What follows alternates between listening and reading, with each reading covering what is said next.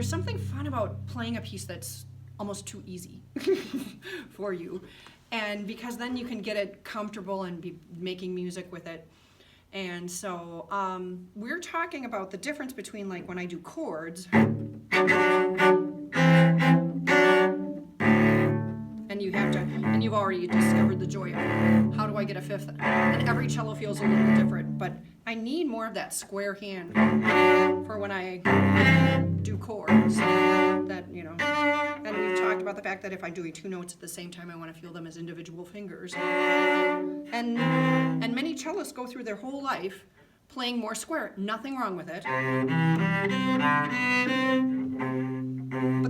And this is a tricky business because I have a good friend of mine who said one of my shared teachers messed him up. We talked about that song concerto where we're up here and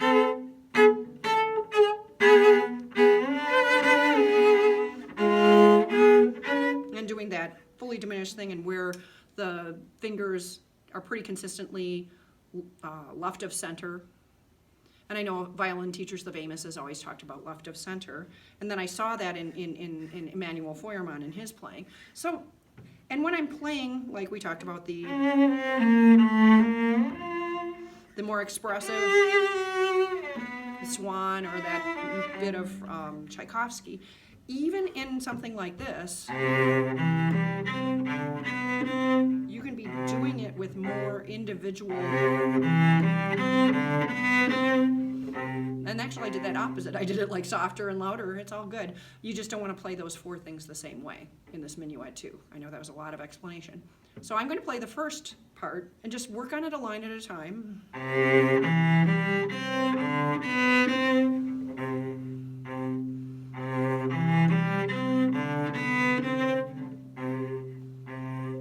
And then maybe rewind it and play this part along with it.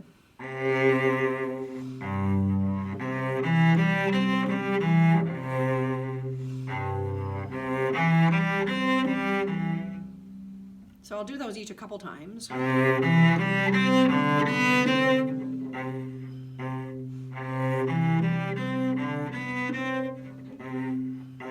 consider that more angled back, expressive individual finger use. Not that this can't work. It does, but this, I think, opens up some more advanced possibilities. To be good at both, I think, is better than going, no, it's only one way or the highway.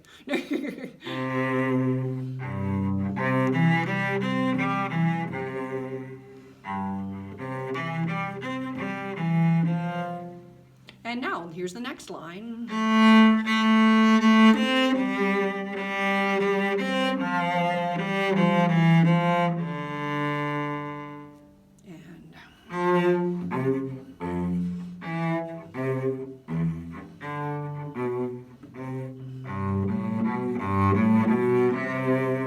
And I'll do each line a couple times, because then you can just decide how it rewinds for you.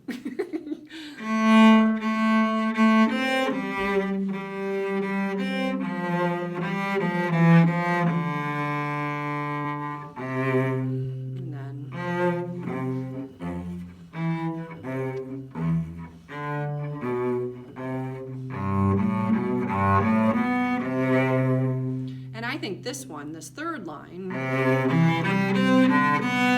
could very well be the fullest with the most echo. So each time you play that, it's different 4 times, as we talked about at your lesson.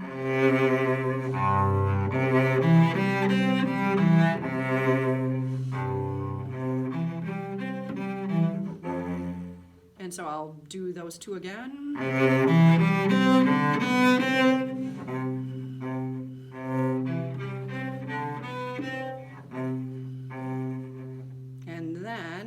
Harmony line.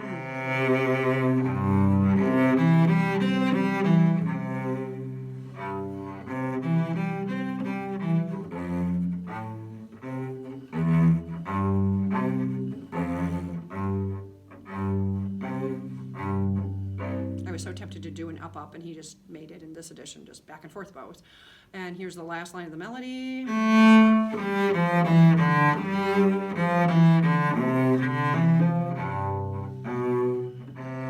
Like the triplet slurred. And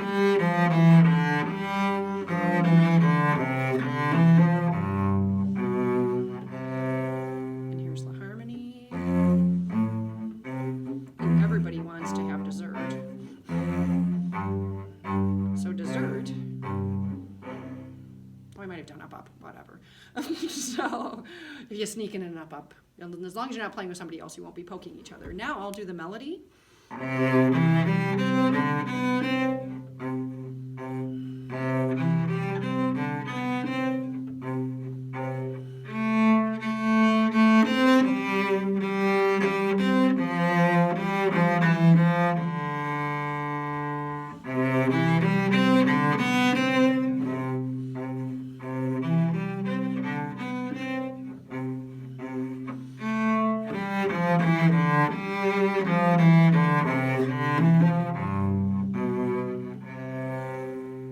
And here's the harmony.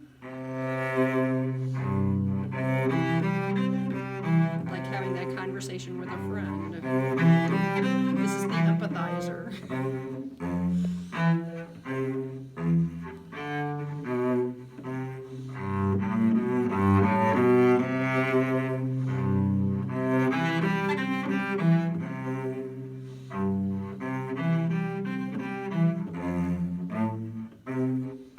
Again, you're just a pretty metronome and supportive. But I love those two parts. And now, the similar thing with that, especially the developmental middle section. This is where I think, especially if you have a small hand, this. Oh, hi there. Stay. I forgot my amp and rest. Oops.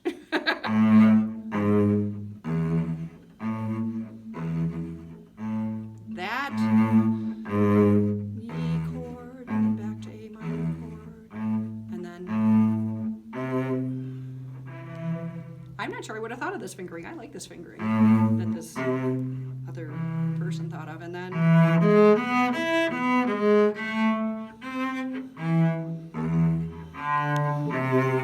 once I start that first D, I kind of drive it through. Remember how we said it's not the same note? So I do this D and then continue through to phrase all the way through to there. And now put it together.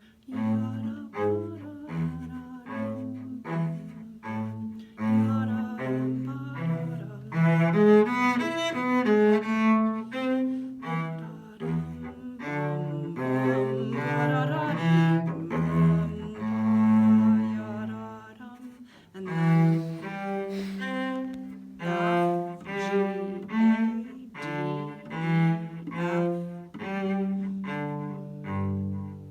and now let's do the other part. You can do that fuller and then softer.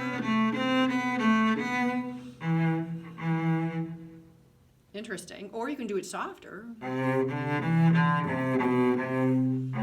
then have it be fuller. And if you think, that's how it goes with the other part.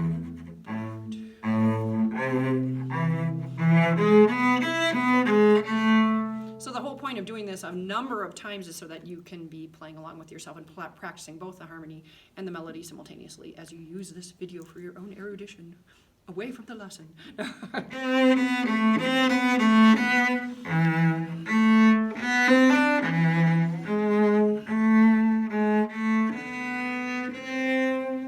don't always do that so much forte. I do it more mezzo forte, I think. And so, second line harmony.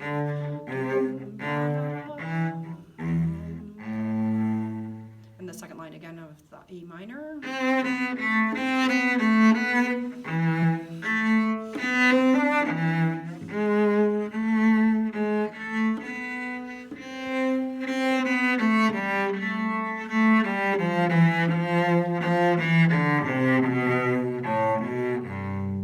Also do it with the shift to second position. Or you might want to do it in tune. It's funny, as many times as I've done that shift, I can still do it out of tune.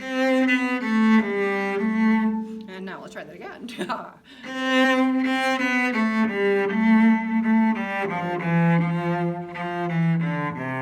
I think they're both good to practice without the shift.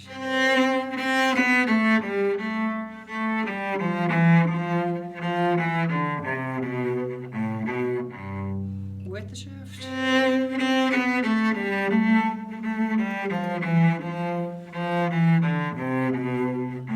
what's interesting in orchestra, sometimes someone will shift and someone else won't shift. The important thing is, do we blend? So here's the harmony for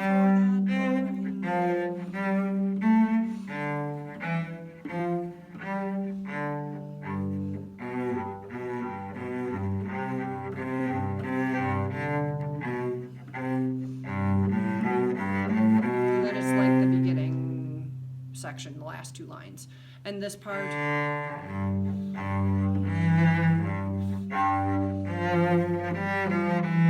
starts soft, but then crescendos. So that last E, it's an arrival note and it's a becoming note. So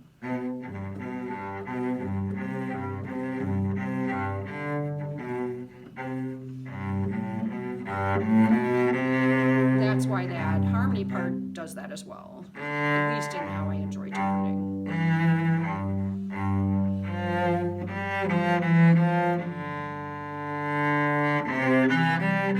So here is the second half. Yeah, let's do melody first.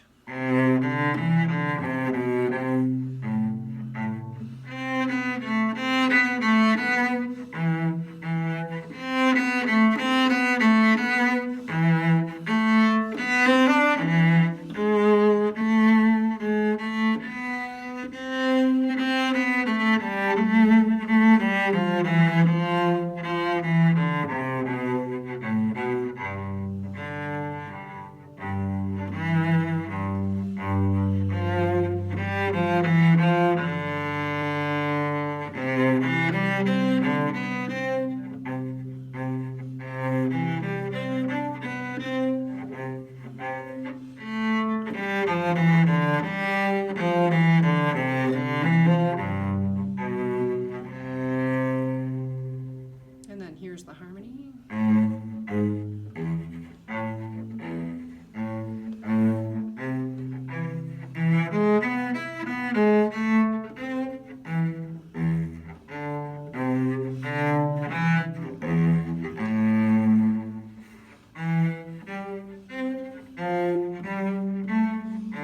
We return to sunny C major after A minor.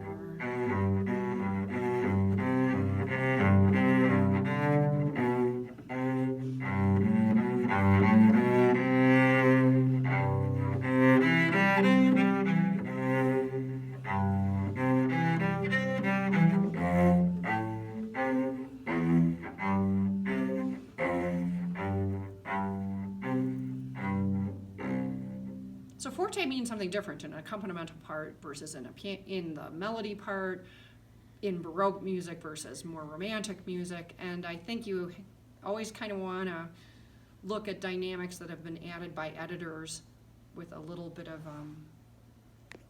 what does that really mean?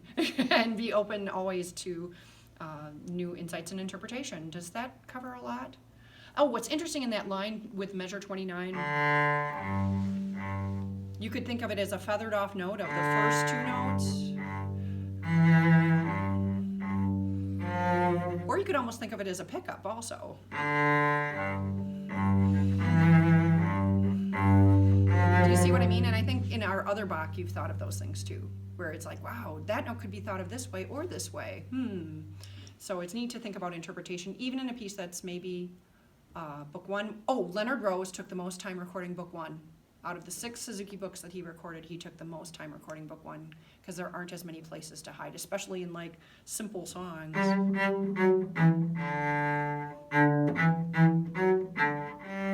If you don't play that beautifully, nowhere to hide.